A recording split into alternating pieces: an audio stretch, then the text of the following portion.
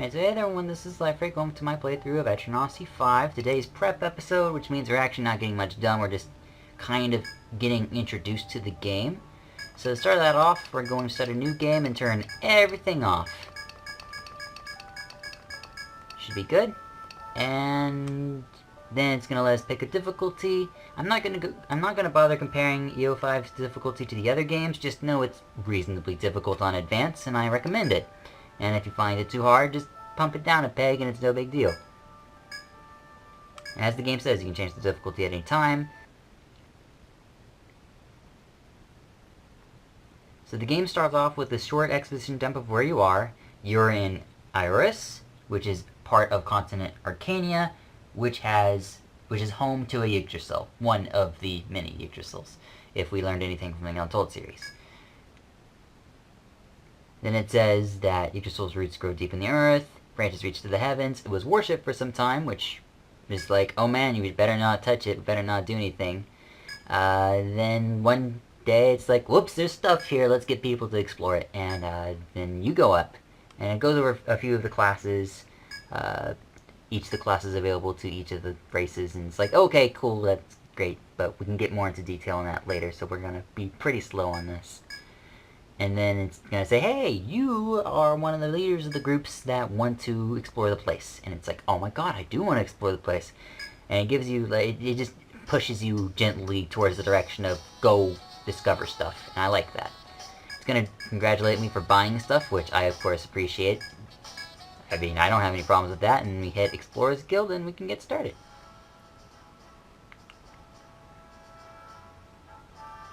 It seems of late the people of this city have forgotten what it means to be an adventurer.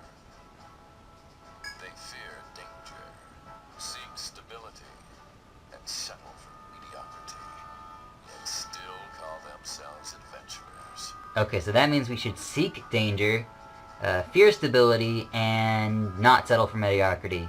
Or, aka, do our best. And I think we're capable, Mr. Man in Armor. I've not seen your face before. Are you new? If you have the fortitude with which to brave Yggdrasil, you should form your own guild. Sounds like a plan. To do that, you must rally comrades who share your resolution. If you're up to the challenge, then I welcome you. I'm up to the challenge. Forgive me for not introducing myself earlier. I'm Egon, Guild Master for the Explorers Guild. I hope your journeys bring us together again. So do I. Let's go. Alright, then it's going to hit a little bit of the blue text, which we can just gracefully ignore, and this is going to be for Zarian, because that's the typical guild name that I've used for years now. And I'm just not creative enough to come up with a new one, so yeah, keep going. Okay, so he tells us, you probably didn't go alone, let's get some friends. And you can register up to 30 people. Now, I'm going to register a boatload of people, but most of it's going to be off screen. For now, we're just going to focus on the primary party. The plan for the other 25 slots is pretty much already there, but we're not worried about it. For now, let's go over the main team I'm going to decide to make. We're going with, I want to say it's a fairly straightforward team plan. I'm not going to go over what each of the classes do. If you want to get a feel for each of the classes, you can play the demo. And I will go in short detail over each class later, but for now, there's a lot to kind of get into and grind into. So I'm going to be waiting for a lull in the moments to kind of go more in depth in what classes are capable of. It's the Etrian Odyssey 1 Protector. I like this because I don't have to change much. It always looks good on its own. It's the exact same palette from the original Etrian Odyssey 1 and 2 Protector. It's very familiar character, very lovable character, very nostalgic character. And allows me to, you know, reuse team members from previous games, even though Protector was the class I used the least, which is making this a little bit awkward. But I'm going to give her voice 33, and I'm just going to leave everything else the same. Name is going to be Ren. This is the same Ren I used in Etrian Odyssey 1, 2, and U1, I think. And, yeah, it's just a standard person. I'm usually not a fan of tank classes, but for this game is just a giant exception, because they don't always... It doesn't necessarily act as the tank class, that's what I'm saying. The next thing we're going to get is the Pugilist. There are two options of the Pugilist. I liken the Pugilist to a mix between the EO3 Gladiator and EO2 Dark Hunter. that kind of gives you an idea of kind of where these guys are. I don't typically like any of the pugilist portraits, so once again, DLC solves problems, and I can pick this one because it's a girl punching someone in the face while yelling. It's perfect. Nah, I'm stumbling here, but customization once again is pretty simple here. I like one of these grungier colors, as I like to call it, and I'm gonna go with militant, which I want to say is 22. I'll go first. Nope. Watch this. 23. There we go. For this one, let's go with a pretty unique name. Let's go with Natasi. Or Natasi. Natasi is her name. There we go. I'll just let you think about that for a minute, and then we can move on to the next character. Alright, for the third member, we're going to go with this portrait. I'm going to kind of play a riddle here. We're going to voice this pretty strangely. There's some pretty good ones. Let's give it a whirl. I like a lot of these. But, you know, I think what would really suit this one is this one. Boom. Alright. And done. And let's use a unisex name just to make sure people are still confused. And then next. Thank you, Fire Emblem, for giving me a good unisex name. Next up is the next one I'm going to use is a botanist. I do like a lot of the botanist portrait options. I do like brony botanist are like my favorite bronies to choose from. I give her red hair. I don't usually worry about customizing it too hard. Blue eyes is like almost perfect. I do think green or grayer eyes are also fitting. And I do like a typically slightly browner skin. I don't have to touch this too much. Let's just try to find a decent voice. You ready? We'll do 35. 35 is pretty good. And then for this one, I didn't really come up with a good brony name. Alright. And lastly, we need a Celestian, because I do want at least one of each race. We're going to go with a Necro. Let's go with Bust, and let's fix up this hair a little bit. Let's go with blue. And then we're going to fix this up a little bit. That's pretty good.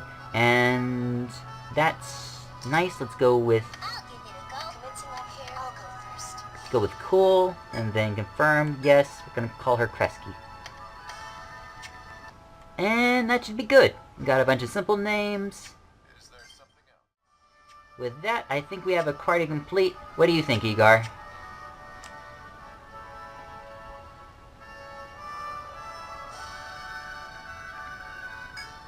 When you leave, the curtain will rise to life's greatest journey. First stop should be the council hall. Okay, let's go to the council hall, see what they want.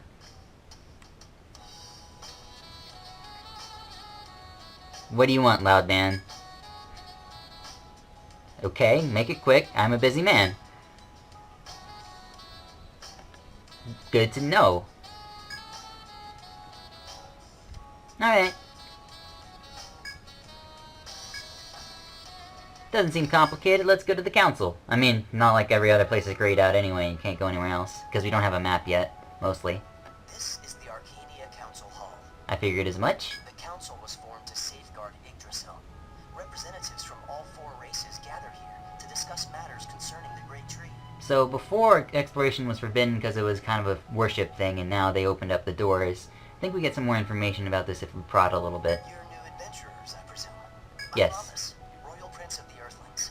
It is my hope that your bravery in the labyrinth will help build a better future for our city. My hopes too, because a better city for you is a better city for me too. If you're determined to be adventurers, then I have a mission for you.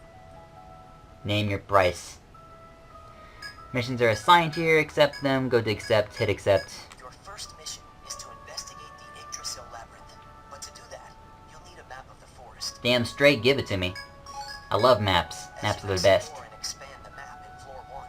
See if you can bring back a sliver from one of Yggdrasil's roots and a sample of its soil. No problemo. We got this in the bag. Think of this as a test to see how you fare as adventurers.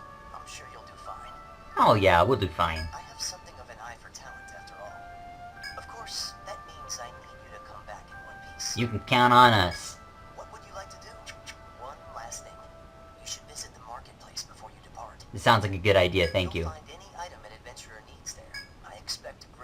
So council's where you accept missions and do stuff. It's usually just accept missions, report missions, and then there's some important stuff with the registry so that you can jump through floors. More on that later.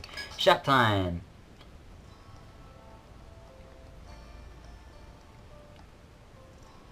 Welcome. Hi there. Wow, now there's a new face. Nice to meet you. My name's Siren, and this here's my store. Hello there, Cyric. Hello there, store. I set up shop here because all the rumors about Yggdrasil. There's gotta be tons of rare treasures slumbering in the labyrinth. I'm sure that's true. My business model's simple. Adventurers sell me stuff, then I resell it for a nice big profit. So bring me anything and everything you find. Can do, will do. Purchase stuff. That gives you some tutorials, but that doesn't really mean anything, so we're gonna skip it real quick. Buy weapons. Alright, so katanas are a pretty worthy buy pretty early in the game. Mostly just because they give a lot of offense. Like, this is +5 attack. It's kind of worth it. But the problem, of course, is that these are pretty expensive early on. The next thing you kind of want is you want shields on anyone who can wield them, which is the fencers and the dragoons. So if you have any fencers or dragoons on your team, go ahead and get them a shield. They need them. Also, shields give a crap ton of defense. And the way the armor is labeled, or ordered, is that the high defense stuff is on the left, and the high magic defense stuff is on the right. So shoes have high magic defense, have usually better magic defense than defense. Gloves are somewhere in the middle. Shields are heavy defense. Heavy armor is heavy defense. Mid armor is a little bit of both. And tweed and light armor is high magic defense, low regular defense. That makes sense. I tease. Anyways, I'm gonna go ahead and get shoes for everyone. Not really. I don't know the armor properties, if they are identical to the other Etrian Odyssey games. If they are identical to the other Etrian Odyssey games, that means that shoes give an agility bonus, or a movement speed bonus. I'm not sure if that's still true in this game, so I'm gonna kind of leave that out there for people who actually do know. I don't think the gloves or helmets have any occurring bonuses, but I do believe shoes do. That should be all. We've already sold the katana off, so we're done here. It's a pretty easy shopping trip the first time through. The only weapon I would ever worry about is a katana, and the rest is just armor. So it's pretty easy to do. Then our last stop for the day is Janeta's Inn, and where we're going to save the game and stop playing. There's a lot to go over. It's always information overload. I'll drip feed the information as we go, and as it's relevant. I'm so sorry. It's okay, smiling woman. Anyway, my name's Janetta. Only the best girl in the game. If you're looking for somewhere to stay, then look no further than our inn. Looking no further, this is the best place. And it's a facility where you rest between each encounter. Staying here fully recovers HP and TP of all party members. I like how it doesn't highlight even dead ones. I would have totally highlighted even dead ones. Because for a long time, when my first playthrough of the demo, I was just looking for, like, where do I revive my peeps? And then it just turns out that resting at the end does it, so. Yeah, this is where you revive your peeps. In other Etrian Odyssey games, there was a dedicated revive button. And I kind of got used to that, so. So hey everyone, this has been Life. As always, thanks for watching. Next time I'll do stuff. Bye-bye.